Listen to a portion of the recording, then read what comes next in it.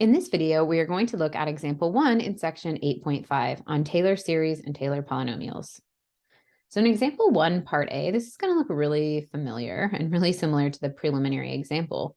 But now we're just using the vocab words or the vocabulary and notation that we met in the previous video.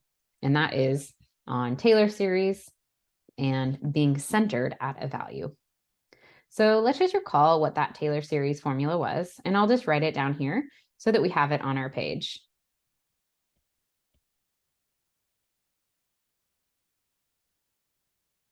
So feel free to write it out on your paper as well, or if you're able to flip back and forth between your example 1 and the definition, feel free just to do that as well. Okay, but I just wrote it here so we saw it on the same screen.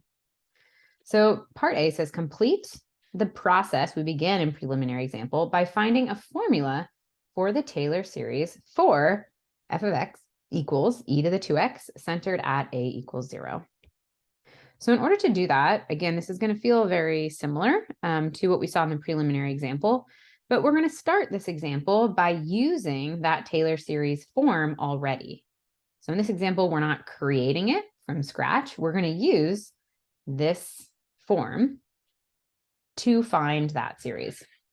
All right, so to do that, what we need is we need to compute our function in its first derivative, second derivative, third derivative, etc. So in order to find that Taylor series, we need to compute derivatives. So we're going to look at the function, its first derivative, its second derivative, third derivative, fourth derivative, and rather than using all these tick marks, I can just write 4. All right, so what is that? So our function is this e to the 2x. So the derivative would be 2 e to the 2x. That second derivative would be 4 e to the 2x. Third derivative would be 4 times 2, or 8 to the e to the times e to the 2x. Then we have 8 times 2, which is 16 e to the 2x. Okay. But we are centering our series at a, which means that we need to evaluate these derivatives at 0. So at a equals 0, so in our case, 0. So we need f prime of 0, f double prime of 0, f triple prime of 0, f to the 4th, or f of 4 with a 0 there. So we can just plug in 0 for our x's. So we have e to the 2 times 0, 2 e to the 2 times 0, 4 e to the 2 times 0, 8 e to the 2 times 0, and 16 e to the 2 times 0. Okay, and so we see that that is just 1, 2, 4, 8, and 16. So the reason we're going through this is because if, say, this function that we were given was a new function, we might be confused about how to start writing that Taylor series. So this is how we approach it. We write those derivatives out. We evaluate those derivatives at the a value, in this case, a equals 0. And so now we have a lot of what we need for those coefficients of our terms. So then how do we put this together? Well, let's see. So this means we can just plug in these f's of these ith derivatives into this Taylor series form. So this means the Taylor series for f of x equals e to the 2x centered at x equals 0 is, you write p of x, and that's going to be equal to, so just going back to our form up here. So we have f of 0, so we just have 1. Then we have f prime of 0 over 1 factorial, so 2 over 1 factorial times x to the 1 plus the second derivative evaluated at 0 over 2 factorial. So it would be 4 over 2 factorial x squared plus 8 over 3 factorial x cubed plus 16 over 4 factorial x to the 4th plus etc. And so if we compute out these coefficients, so simplify them a bit, we get exactly that series that we found in the preliminary example. Okay. Again, a bit redundant, but now we know if we were to start with any function, this is the same exact procedure we would do. Okay, so now let's continue to part B of this example. So part B, we're going to look at a question for kind of giving purpose to these Taylor series and Taylor polynomials.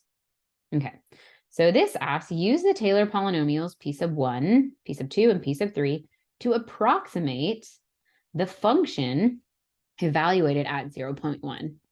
Compare your approximation with the calculator's value of f of 0.1. So let's go ahead and start there. So f of 0.1, so that would be e to the power of 2 times 0.1. Now, I can't do that in my head. Most people can't. But we can consult our calculator. So go ahead and check my work. I'm getting something around 1.21402. And in fact, it's actually going to repeat forever because e is a number with a decimal that goes on forever and ever and ever that does not repeat. So you would need a calculator for that. Anyone. All right. So that's a difficult calculation to make. We need to consult our calculator if we wanted to know the value of e to the 2 times 0.1. But let's do, as I suggest, use these 3 Taylor polynomials to approximate that value. So let's see what happens when we evaluate our Taylor polynomials at 0.1. So recall the P sub 1 Taylor polynomial is just, maybe I'll write it here in a different color, P1 of x is equal to 1 plus 2x.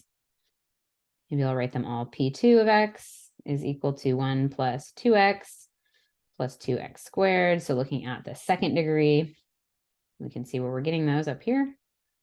And then P sub 3 of x is equal to 1 plus 2x plus 2x squared plus 4/3 x cubed.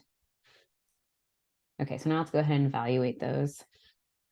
So P1 of 0.1 is 1 plus 2 times 0.1.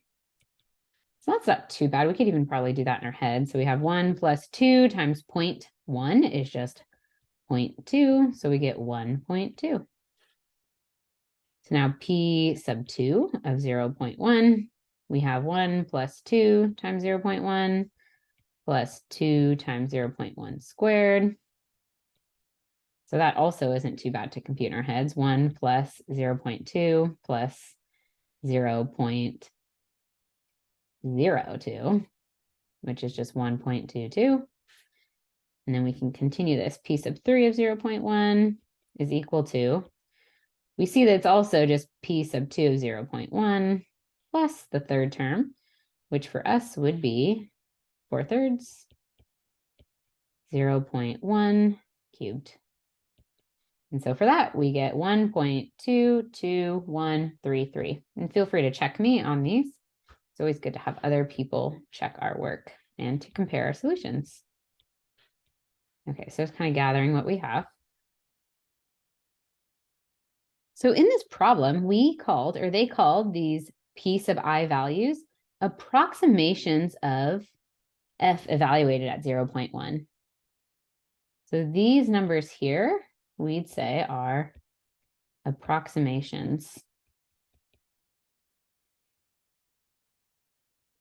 of f of 0.1. So they're not f of 0.1 exactly, but they get really close, right? So what else can we observe about these approximations? 1.2, 1.22, 1.2213, and our actual value is 1.2214. So we can see that these approximations get closer to the actual value of f of 0.1 for more terms in our Taylor polynomial. So I'm going to write that down as a note. So note here, something pretty cool. our approximations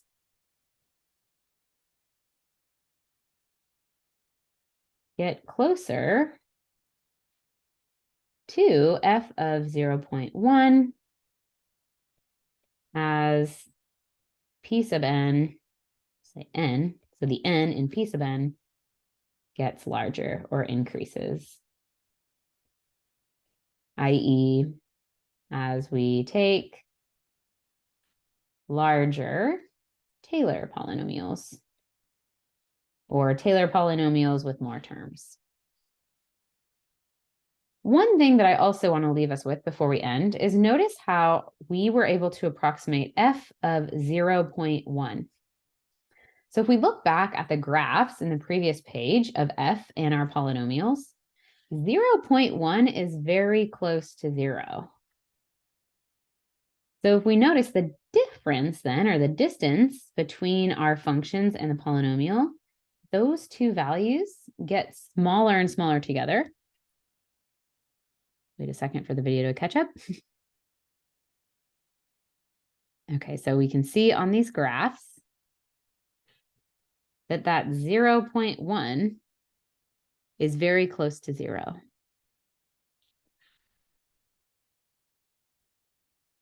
And so the reason why we're able to use these Taylor polynomials to approximate f of 0.1 is because our Taylor series and Taylor polynomials were centered at 0.